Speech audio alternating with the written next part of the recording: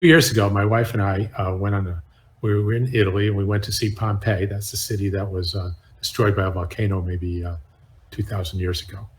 And we entered and there was a public tour with about 30 or 40 people. And we jumped on the tour and the guide was showing us around. And at one point, he showed us these coins. I don't have one, but they were coins that were found in the ashes in what would have been somebody's pocket or what would have been under a mattress or in a cash register or whatever they had, merchants had in their stores. I guess they didn't have cash registers then. And he said Pompeii was a very nice place to live.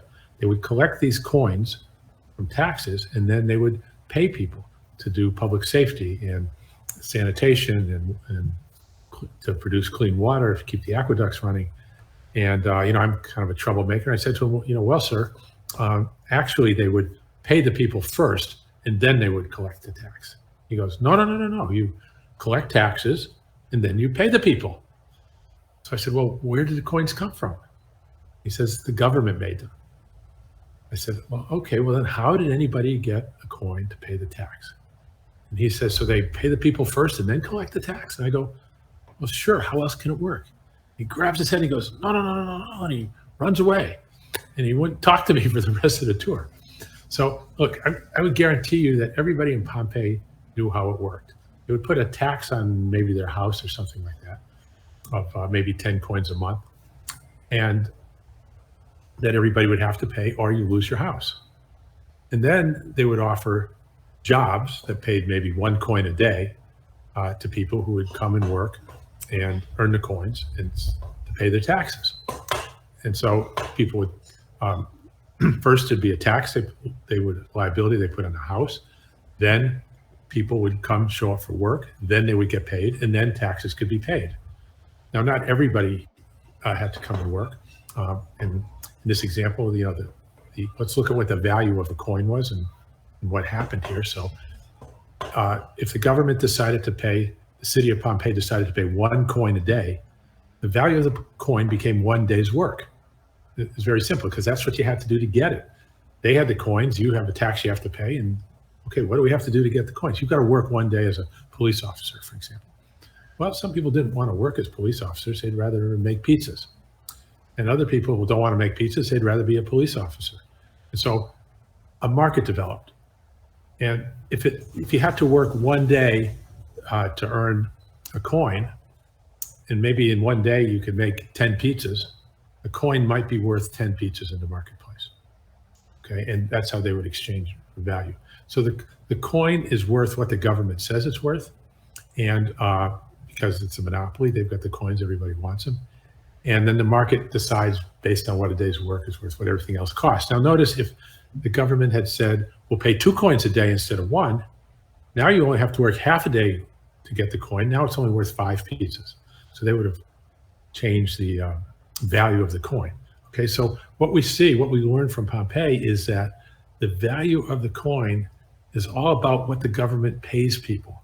Okay, it's a function, the way in economics we say it, it's a function of what you have to do to get it. They make it harder to get. You have to work 2 days for a coin. Now it's worth 20 pizzas. If you only have to work 1 day for a coin, 10 pizzas. If you only have to work half a day, 5 pizzas. Okay, so what I've showed you is the source of the price level. And only MMT has promoted this understanding of where the source of the price level comes from. And it's all part of the MMT money story. The money story starts off with a government that wants to provision itself. Pompeii wanted people to do work. They wanted police officers and sanitation people. So how did they do that? How did they get people to work? First, they put a tax on their property. Okay, that caused people to look for work. And they were looking for paid work. They were looking to earn that coin because that's what they needed to pay the tax.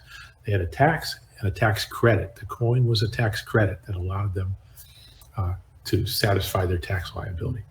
So in the first instance, what MMT tells you in its contribution to the study of economics is that the cause of unemployment being people looking for paid work, not looking to volunteer or whatever, but the cause of unemployment is taxation.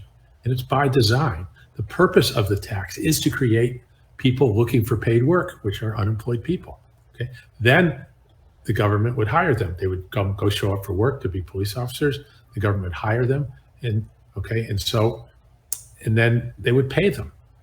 Okay, so getting paid is down the ladder. Okay, and only after they got paid were they able to pay taxes. And so the sequence, which is also an MMT contribution, is that first comes a tax liability, then comes unemployment, then comes employment, then comes a payment, and then the taxes are paid. Now, if you ask any congressman in the US how it works, he says we have to collect dollars in order to spend them. What we don't collect in tax, we have to borrow from China and leave the debt to our children in order to get the money to be able to spend it.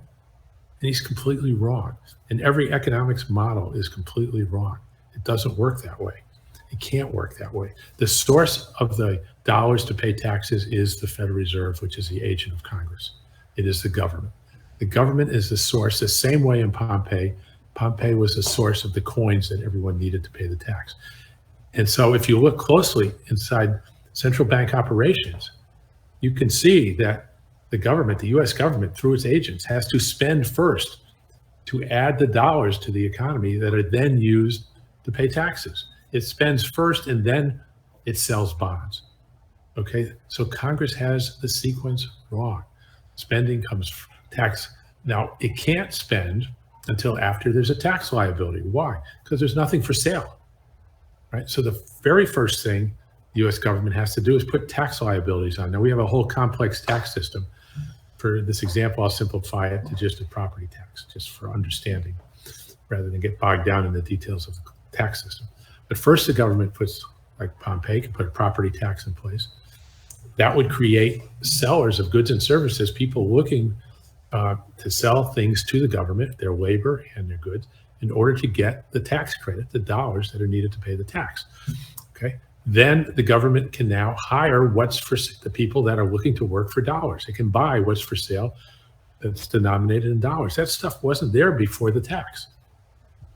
Okay. Then it buys it, and then taxes get paid.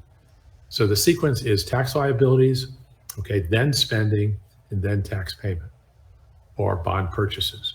The dollars to buy bonds, to pay taxes or buy bonds come only from the government through its agents. The same thing is true in Argentina with the peso. The pesos to pay taxes and the pesos to buy peso-denominated bonds come from the government. And so the sequence is they spend first and then they collect it. So the idea of a solvency problem where you're going to run out of pesos or something like that is not applicable. It's just not there. The only reason you might run out is because the IMF might put a restriction on how many you can spend, but you don't have an operational limit. It's a political restriction only. Now, there's other lessons we learned from Pompeii. For example, they found 20,000 coins in the street, the archaeologists, last I checked. It's a lot of coins. How did they get there? Well, we know they came from the government. The government just didn't throw them on the street. The government would pay people more than they needed to pay their tax. So if the total tax liability was 1,000 coins from Pompeii, people might come and earn 1,200. Okay, they might earn an extra 200 or 300.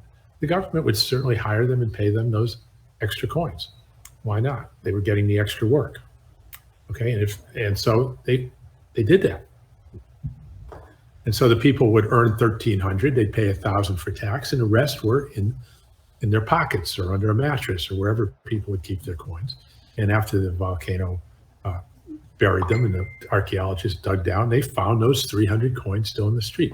Those were the money supply for Pompeii, the net financial assets. And as the economy grew and people grew, naturally you need more savings, you need more money supply, you want more coins in your pocket. There's more people, you're going to need more coins in people's pockets. You have more merchants, you're going to need more coins to make change. And parents are going to take them home back to Rome as souvenirs. There's all kinds of reasons why the government would spend more than it collects. And those coins in the street today, our accountants would call them the public debt. The coins that were spent that have not yet been used to pay taxes. They might have spent 120,000 coins in Pompeii over the years. 100,000 might have been used to pay taxes. And the other 20,000 were found in the street by the archaeologists. The same thing is true today. The United States has a public debt of $30 trillion.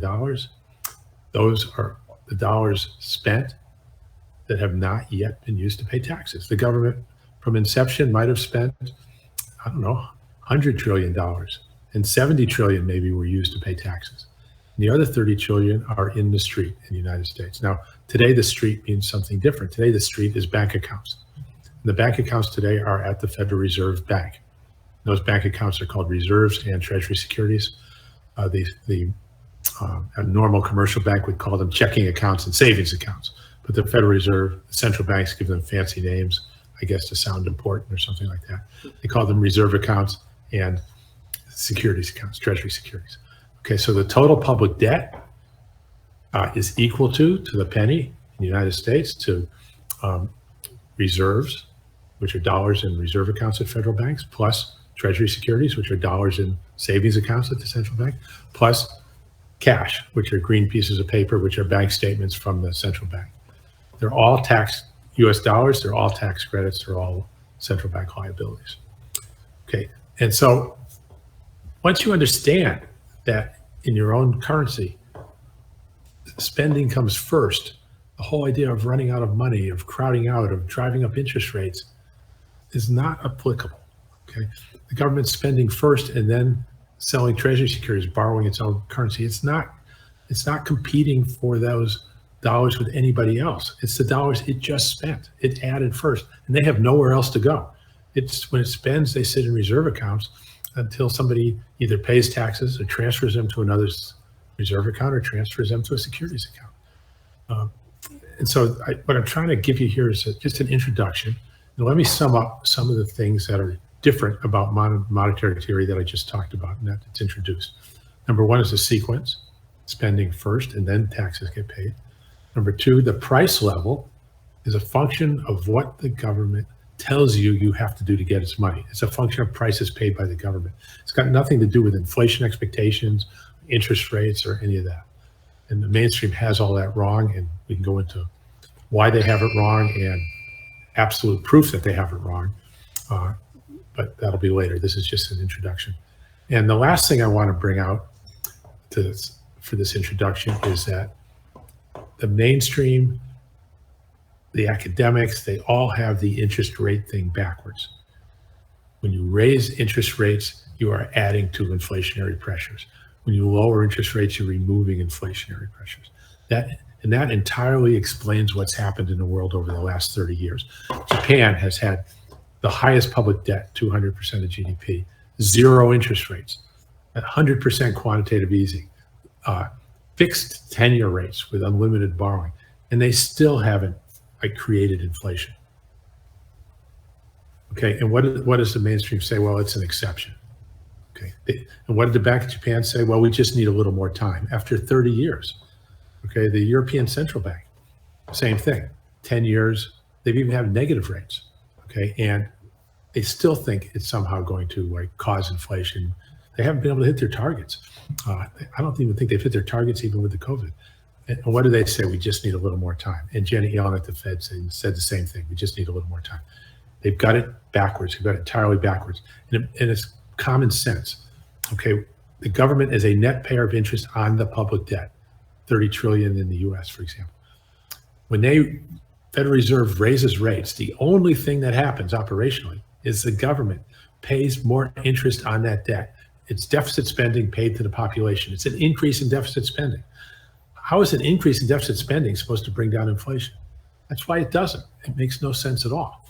And worse, I call it basic income for people who already have money. They're just handing out money. You don't have to work for it. There's nothing on the supply side. There's no output. And they hand it out only to people who have money. Interest gets paid on money. And it gets paid proportionate to how much money you have. It's the most regressive government spending policy you could possibly imagine. Now, I understand people are for basic income, but none of them are for basic income, only for people who already have money in proportion to how much they have. Okay, well, thank you for your time here, and looking forward to the rest of the show.